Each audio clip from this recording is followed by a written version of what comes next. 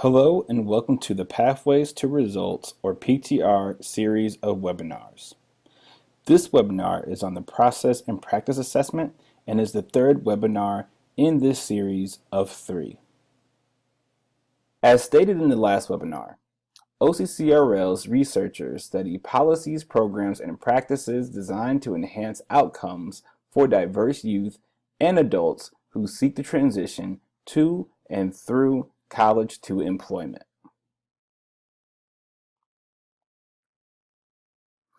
As previously stated in this video, I will cover the Process and Practice Assessment module. One key note that is important to make is that your team will also spend time reviewing and reflecting on the Process and Practice Assessment, as the review and reflection component is vital to each stage in the PTR model.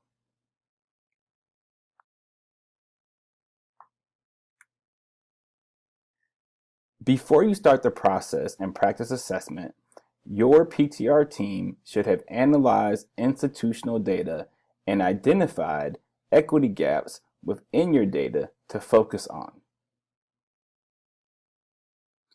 Your PTR team should also have an equity-minded problem statement to guide your work as you move through the PTR model.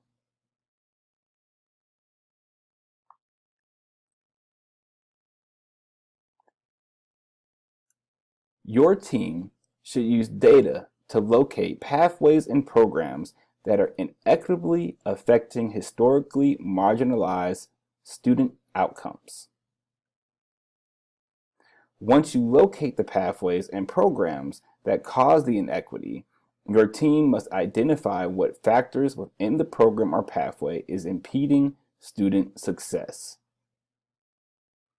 The focus here is not on what the students are doing wrong, or if they are coming into your pathway or program with a certain level of readiness, but how the pathway, program, or institution is not meeting the needs of its marginalized student populations.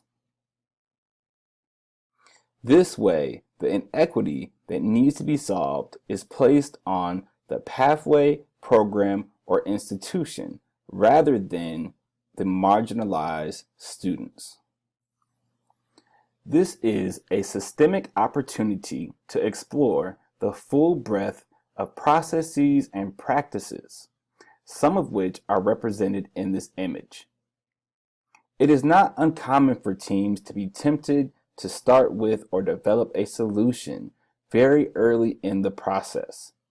However, in PTR, we really stress going through a strategic process to prevent premature solution syndrome, or settling on a solution before narrowing in to identify the most promising practices for improvement. The team needs to go from identifying an equity gap to identifying a problem in practice within the pathway in order to reach a solution.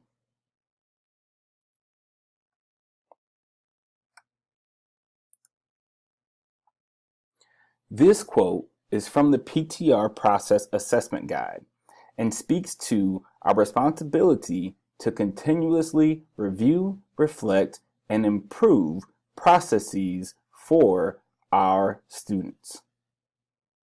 Again, the student is our focus. This also reflects the equity-minded piece of our work in PTR.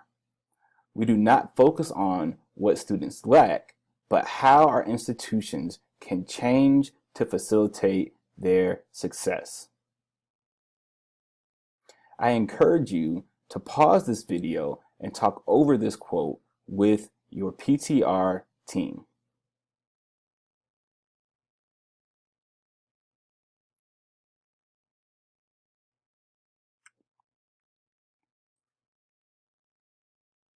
The first step during the Process and Practice Assessment is identifying the major processes. Then you will map the processes. Afterwards, you engage students in your program in order to engage their voices and experiences. Then you will conduct a practice analysis, and finally, as stated in the previous webinar, your team will spend time reviewing and reflecting on your previous steps to make sure you are searching for the most equitable outcome.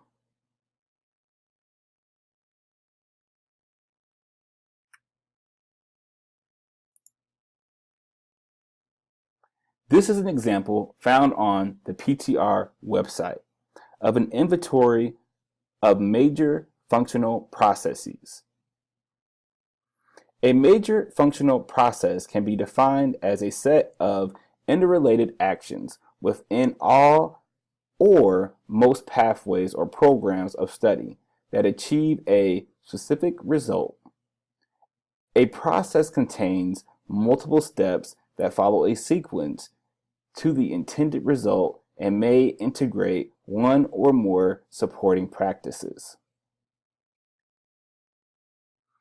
A practice is an intervention or support that may be repeated throughout a pathway with an identifiable and measurable outcome and an underlying theory and evidence. Practices often align with or support the goals of one or more major functional processes. The guiding principles can serve as a resource to help the team frame and narrow a selection of specific processes related to the problem statement.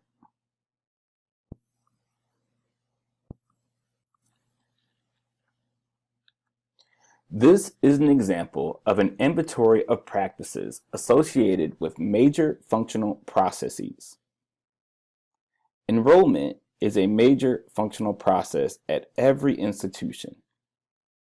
Although the steps may vary, the end result is students selecting and registering for classes to begin their program of study.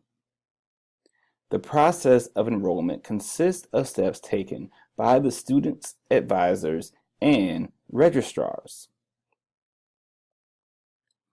In PTR, teams are asked to identify and analyze major functional processes that align with their outcomes gaps. These are big picture processes from the point of view of students and their movement through the pathway. So, how do students experience enrollment as a process?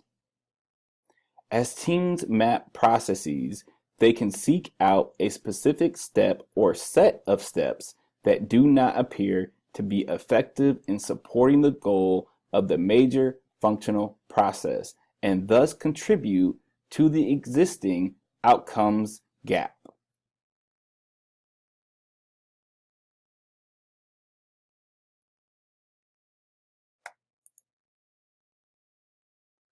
Along the way, keep in mind that you may want to adopt or scale existing practices as part of your solution if you realize that a certain practice or process is working for the students who assess it, but that it is not reaching all students.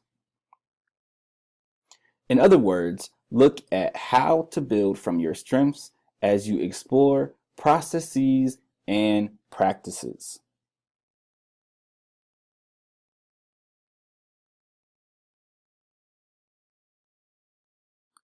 You will likely have a short list of remaining questions. Example given, additional data, or conducting student focus groups to further support your conclusions.